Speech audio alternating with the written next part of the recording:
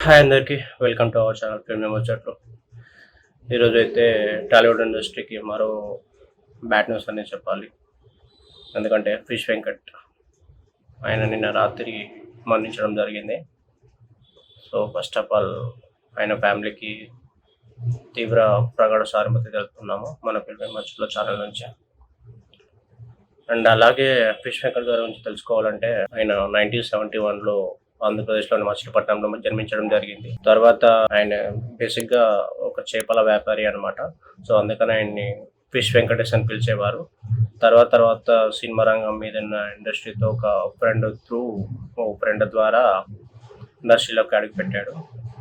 ఆయన ఫస్ట్ తీసిన సినిమా జంతర్ మంతర్ అనే మూవీ అనమాట.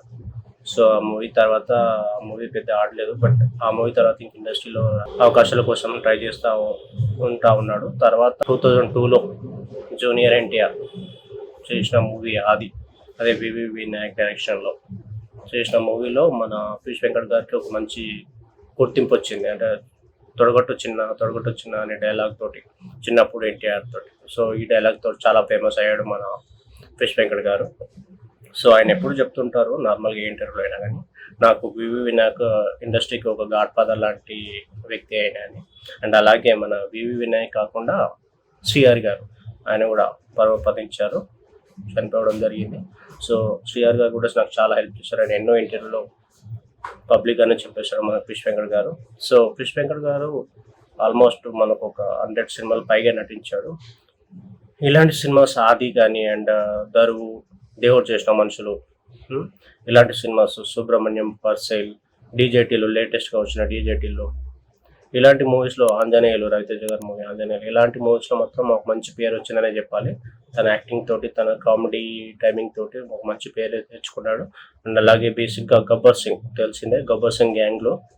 సో గబ్బర్ సింగ్ కూడా చాలా మంచి పేరు ఇచ్చింది ఆయనకి, ఫిష్ వెంకట్ గారికి. సో ఇలాంటి సినిమాలతో మనకి ఎంతో మందిని అలరించిన ఫిష్ వెంకట్ గారు నిన్న రాత్రి కిడ్నీ లివర్ డిసీజ్తో చనిపోవడం జరిగింది. కొన్ని రోజుల కిందట హాస్పిటల్లో జాయిన్ అయ్యారు. బట్ కొన్ని అనివార్య కారణాల వల్ల ఫిష్ వెంకట్ గారు చనిపోయారు. సో ఇండస్ట్రీకి ఒక 5 డేస్ బ్యాకే కోట శ్రీనివాసరావు లాంటి ఒక లెజెండరీ యాక్టర్ చనిపోవడం జరిగింది. అది జరిగిన ఒక 5 డేస్ తర్వాతే మళ్ళీ ఇంకొక యాక్టర్, టాలీవుడ్కి ఒక యాక్టర్ చనిపోవడం టాలీవుడ్ ఇండస్ట్రీకి మళ్ళీ ఒక చేదు అనుభవం లాగానే చెప్పుకోవాలి. బట్ తప్పదు, ఇలాంటివి జరుగుతూనే ఉంటాయి లైఫ్లో. సో ఇండస్ట్రీలో ఎవరికైనా కానీ. సో నిన్న రాత్రి చనిపోవడం జరిగింది. ఆయన ఉండేది మనకు హైదరాబాద్లోని రామ్నగర్లో ఉంటారు. ఈరోజు ఆయనకి మేబీ అంత్యక్రియ లాంటి ఫైనల్ రైట్స్ ఒకటి ఉంటాయి కావచ్చు. సో ఆయన ఆత్మకి శాంతి కలగాలని దేవుని కోరుకుందాం. అది ఆయన లాస్ట్ చేసిన movie coffee with a killer అని, ఇంకా మూవీ అది రిలీజ్ కాలేదనుకుంటా. సో అలా ఇన్ని మూవీస్ చేశాడు, ఒక 100 మూవీస్ పైన చేశాడు. ఇలాంటి వ్యక్తి చనిపోవడం జరిగింది నిన్న. ఈరోజు ఆయనది ఫైనల్ రైట్స్, అంత్యక్రియలు ఉంటాయి.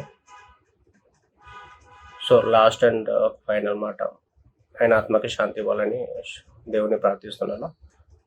ఇది ఈ వీడియో కనుక నచ్చినట్లయితే కామెంట్ చేయడం మర్చిపోకండి. అలాగే please like, share, subscribe to film ముచ్చట్లు ఛానల్. Thank you.